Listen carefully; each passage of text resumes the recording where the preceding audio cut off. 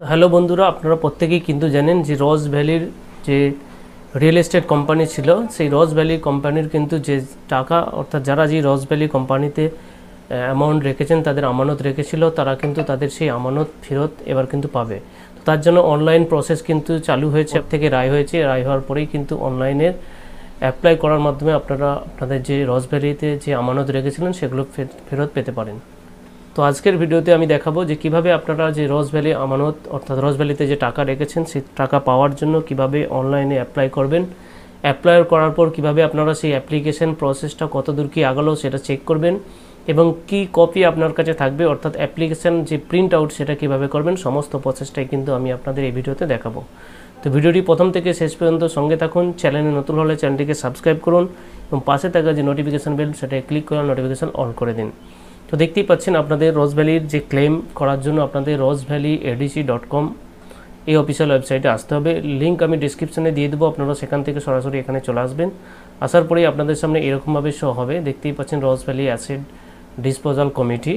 তো এখানে আসার পরেই আপনারা যেহেতু ক্লেম করবেন বা আবেদন করবেন, তার জন্য এখানে দেখতে পাচ্ছেন আপলোড সার্টিফিকেট। এই আপলোড সার্টিফিকেট সেকশানে কিন্তু এসে আপনাদের আপলোড করতে হবে। তো এখানে প্রথমেই আপলোড সার্টিফিকেট অপশান, এই অপশানে ক্লিক করার পর পেজটা একটুখানি লোড হবে। লোড হওয়ার পর আপনার সামনে চলে আসবে upload certificate.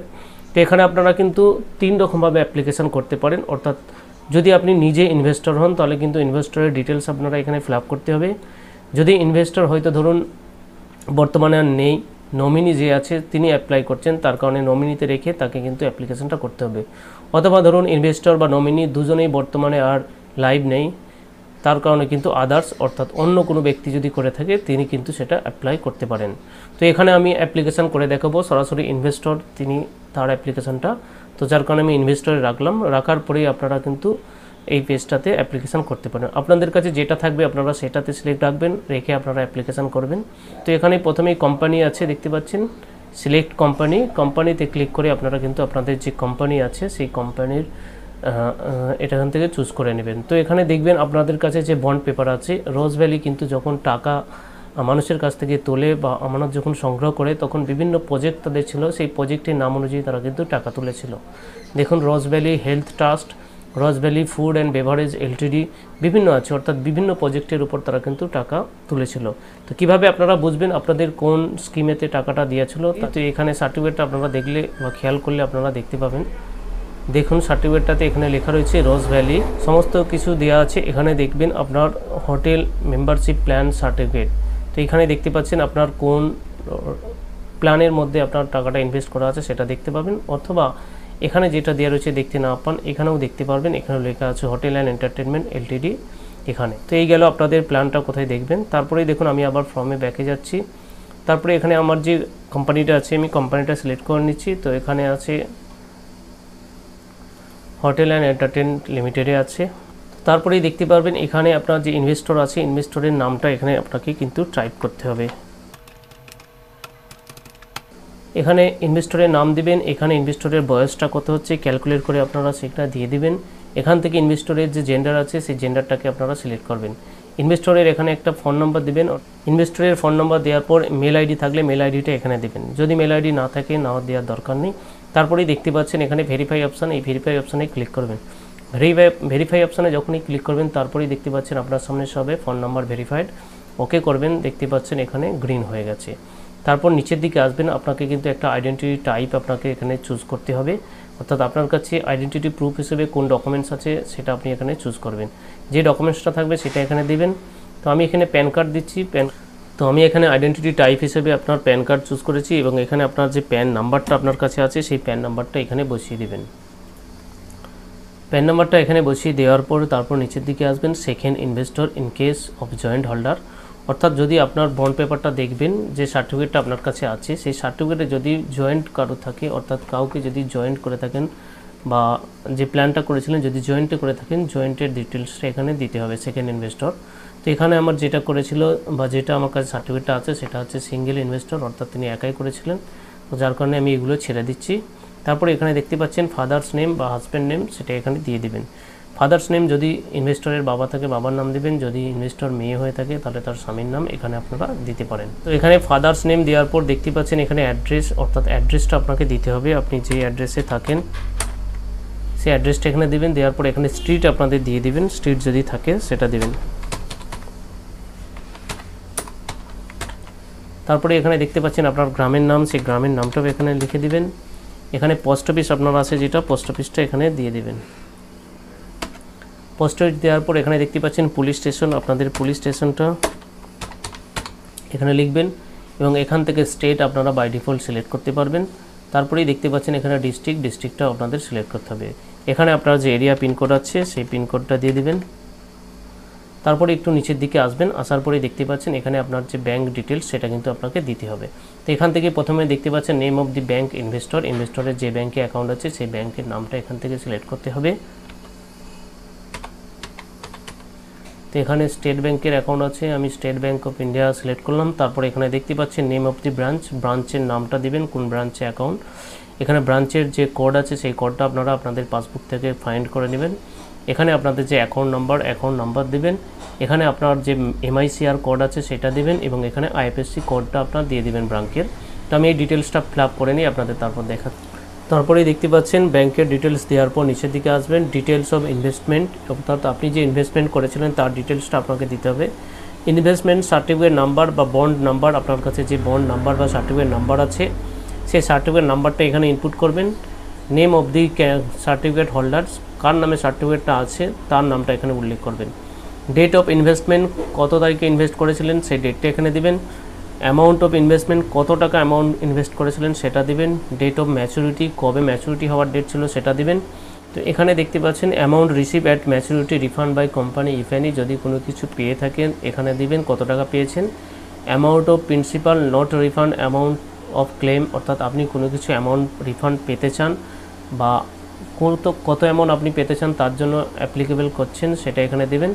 Amount entitle to get, সর্বমোট কত পেতে চাইছেন সেটা এখানে দেবেন। দেওয়ার পর কন্টিনিউ অ্যান্ড ডকুমেন্ট আপলোড অপশানে ক্লিক করবেন। তো এই যে সার্টিফিকেট ডিটেলসগুলো কোথায় পাবেন তার জন্য আমি সার্টিফিকেটটা আপনাদের সামনে পুনরায় ওপেন করে দেখিয়ে দিচ্ছি সমস্ত কিছু। তো এখানে দেখতে পারলেন আপনাদের যে কোম্পানির নেম সেটা কিন্তু এখানে দেওয়া থাকবে, এখান থেকে আপনারা ফাইন্ড করবেন।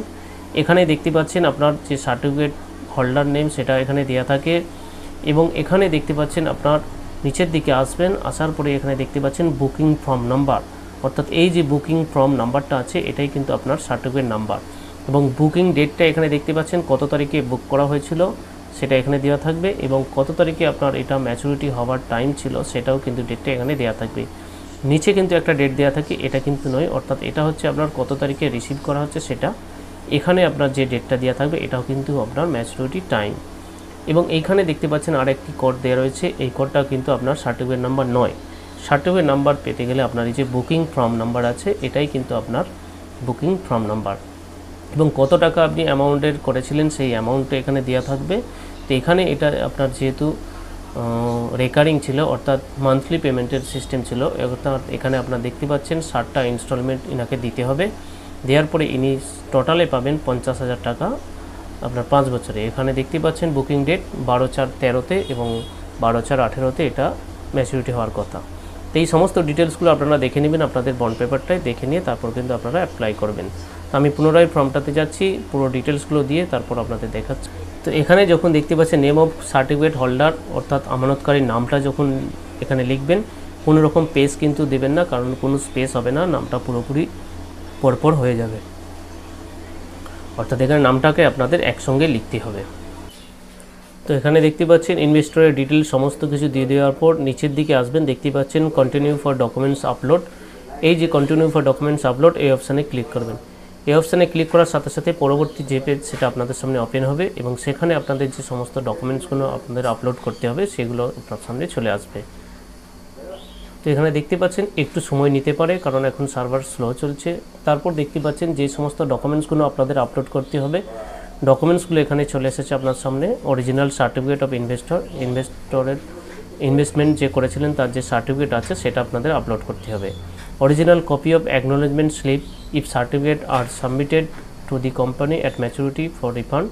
যদি আপনাদের কাছে সার্টিফিকেট না থাকে তাহলে কিন্তু আপনাদের যে অ্যাকনোলেজমেন্ট স্লিপটা ছিল সেটা আপনাদের আপলোড করতে হবে। তারপরে দেখতে পাচ্ছেন অরিজিনাল অফ আইডেন্টিটি প্রুফ, আপনাদের আইডেন্টিটি প্রুফ একটা আপলোড করতে হবে, যে কোনো একটা, এখানে যতগুলো বলেছে। এবং আপনাদের যে একটা অ্যাড্রেস প্রুফ সেটাও কিন্তু আপনাদের আপলোড করতে হবে। এখানে দেখতে পাচ্ছেন আপনাদের voter card, Aadhaar card, driving licence, electric bill, telephone bill এবং রেশন কার্ড, এগুলো থাকলে যে কোনো একটা কিন্তু আপনারা আপলোড করতে পারেন। তারপর আপনাদের ব্যাংকের যে পাসবুক আছে তার ফটোকপিটা আপলোড করতে হবে। এবং আপনাদের যে চেক বুক আছে, অর্থাৎ যদি চেক বুক থেকে থাকে সেই চেক বুক একটা ক্যান্সেল চেক লিখে সেটা আপলোড করতে হবে। অর্থাৎ কোনো একটা জায়গায় কিন্তু আপনাদের ব্ল্যাঙ্ক রেখে আপনারা আগাতে পারবেন না। তো আমি সমস্ত কিছু ডকুমেন্টসগুলো পরপর আপনাদের আপলোড করে নিচ্ছি, করে নিয়ে আপনাদের দেখাচ্ছি। তো এখানে দেখতে পাচ্ছেন চুজ সার্টিফিকেট, এই অপশানে ক্লিক করবেন। ক্লিক করার সাথে সাথেই আপনাদের যেখানে আপনাদের সার্টিফিকেটটা রয়েছে সেই ফোল্ডারে আপনারা যাবেন, যাওয়ার পরেই সেখান থেকে আপনাদের সেটাকে চুজ করে নেবেন। তো এখানে সার্টিফিকেট অপশানে ক্লিক করে যখন সার্টিফিকেটটা আপলোড করবেন দেখবেন এখানে আপলোড হয়েছে। তারপরে এখানে দেখতে পাচ্ছেন আপলোড অপশানে ক্লিক করবেন। ক্লিক করার পরে এখানে গ্রিন টিক হয়ে যাবে। এক এক করে সমস্ত ডকুমেন্টসগুলো আপনারা আপলোড করে নেবেন। তো সমস্ত ডকুমেন্টসগুলো যখন আপলোড করবেন, আপলোড করার সময় একটু ভালো করে কেয়ারফুলি করবেন, কারণ অন্য কোনো যদি ডকুমেন্টস আপলোড করে দেন সেটা কিন্তু পুনরায় ক্যান্সেল করে এখানে আপলোড করতে পারবেন, কিন্তু আপনারা দেখতে পারবেন না কোন ডকুমেন্টসটা আপলোড করলেন। তো তারপরেই এখানে দেখতে পাচ্ছেন সাবমিট অপশান, এই সাবমিট অপশানে ক্লিক করবেন। ক্লিক করার পর পরবর্তী যে পেজ সেটা আপনাদের সামনে ওপেন হবে, আপনারা দেখতে পাবেন। দেখুন মাঝে মাঝে এরকম হতে পারে, Rose Valley asset disposal committee, আপনার you can wait for it become response or exit this page. তো এখানে ওয়েট অপশানে ক্লিক করবেন। ক্লিক করার পরেই আপনারা কিন্তু দেখতে পাবেন আপনার যে ফর্মটা সেটা কিন্তু সাবমিট হয়ে যাবে। এটা দেখতেই পাচ্ছেন কুল নোট প্রসেড রিকোয়েস্ট। তো আবারও একবার চেষ্টা করবেন। তো পুনরায় ওয়েট করতে বলছে, 2-4 বার চেষ্টা করবেন, চেষ্টা করার পরে আশা করি হয়ে যাবে। তো এই জিনিসটা আপনারা সকালের দিকে করলে এই প্রবলেমটা হয়নি সকাল। তো এখানে দেখতে পাচ্ছেন বারবার একটু চেষ্টা করার পর ইনভেস্টর সেভ সাকসেসফুলি। তো আপনার যে অ্যাপ্লিকেশানটা সেটা কিন্তু সাকসেসফুলভাবে সেভ হলো। এরপর কিন্তু আপনারা কিন্তু আপনাদের যে অ্যাপ্লিকেশান তার স্ট্যাটাসটা চেক করবেন, সেটা আমি দেখিয়ে দিচ্ছি। তো এটা আপনারা সকালের দিকে করার চেষ্টা করবেন, তাহলে অনেকটাই সার্ভারটা ইজি থাকে, আপনারা খুব সহজেই করতে পারেন। তো এখানে তারপর ওকে অপশানে ক্লিক করে দেবেন। দেওয়ার পরে দেখতে পাচ্ছেন আপনারা আপনাদের যে স্ট্যাটাস অ্যাপ্লিকেশানটা করলেন তার স্ট্যাটাস চেক করার জন্য ইনভেস্টর এই অপশানে ক্লিক করবেন। ক্লিক করার পর যে সার্টিফিকেট নাম্বার দিয়ে আপনি অ্যাপ্লিকেশান করেছেন সেই সার্টিফিকেট নাম্বারটা এখানে আপনারা বসাবেন। সার্টিফিকেট নাম্বারটা এখানে দেওয়ার পর এখানে দেখতে পাচ্ছেন আর ইউ হিউম্যান, তারপর এখানে যে ক্যালকুলেশনটা দিয়েছে এই ক্যালকুলেশনটা এখানে বসাবেন। বসানোর পর এখানে দেখতে পাচ্ছেন সার্চ অপশান, এই অপশানে ক্লিক করবেন। তো এই অপশানে ক্লিক করার পর আপনার যে অ্যাপ্লিকেশান সেটার স্ট্যাটাস সেটা আপনার সামনে শো হবে। তো একটুখানি ওয়েট করবেন, আপনার সামনে হয়তো একটু দেরি হতে পারে, অথবা যেহেতু বললাম এখন সার্ভার একটু স্লো চলছে যার কারণে একটু দেরি হচ্ছে, তো একটুখানি ওয়েট করবেন। তো দেখতেই পাচ্ছেন আমি যে অ্যাপ্লিকেশানটা করলাম তার যে ইনভেস্টরের নেম সেটা চলে এসছে, সার্টিফিকেট নাম্বার, অ্যাকনোলেজমেন্ট নাম্বার অর্থাৎ অ্যাপ্লিকেশানের এগেনস্টে যে নাম্বারটা পেয়েছে সেটা এখানে, এবং কত টাকা ইনভেস্ট করেছি সেটা। তো এখানে স্ট্যাটাসটা দেখুন, your application is pending for approval, verification will be start shortly. তো এই গেল আপনার যে স্ট্যাটাস সেটা আপনারা দেখতে পারলেন। এরপর কিভাবে আপনারা যে অ্যাপ্লিকেশান করলেন তার প্রিন্ট আউট নেবেন, তার কারণে দেখতে পাচ্ছেন অ্যাকনোলেজমেন্ট নাম্বার, এই অপশানে আপনাদের কিন্তু ক্লিক করতে হবে। এই অপশানে যখনই ক্লিক করবেন দেখবেন আপনার সামনে প্রিন্ট করার জন্য একটা যে ফরম্যাট সেটা চলে আসবে, অর্থাৎ যে অ্যাপ্লিকেশানটা আপনি করলেন সমস্ত জিনিসটা কিন্তু এখানে আছে। আপনারা চাইলে এটাকে প্রিন্ট অপশানে ক্লিক করে একটা প্রিন্ট আউট নিয়ে নেবেন, চাইলে এটা আপনারা কাস্টমারকে দিতে পারেন। তো বন্ধুরা আশা করি আপনারা বুঝতে পেরেছেন কিভাবে আপনারা রোজ ভ্যালির যে টাকা তার রিফান্ডের জন্য অনলাইন অ্যাপ্লিকেশন করবেন, স্ট্যাটাস কীভাবে চেক করবেন এবং কিভাবে তার প্রিন্ট আউট নেবেন, সমস্ত প্রসেসটি আপনাদের দেখালাম। আশা করি ভিডিওটা আপনাদের জন্য হেল্পফুল হবে। যদি হেল্পফুল বলে মনে হয় তাহলে অবশ্যই একটি লাইক করবেন, চ্যানেল নতুন হলে চ্যানেলটিকে সাবস্ক্রাইব করবেন এবং পাশে থাকা যে নোটিফিকেশন বেল সেটা ক্লিক করে নোটিফিকেশান অল করে রাখবেন, যাতে পরবর্তী আপডেটগুলো আপনাদের সামনে খুব সহজেই পৌঁছে যায়। দেখা হচ্ছে কোনো একটা ভিডিওতে, ততক্ষণ পর্যন্ত ভালো থাকবেন, সুস্থ থাকবেন।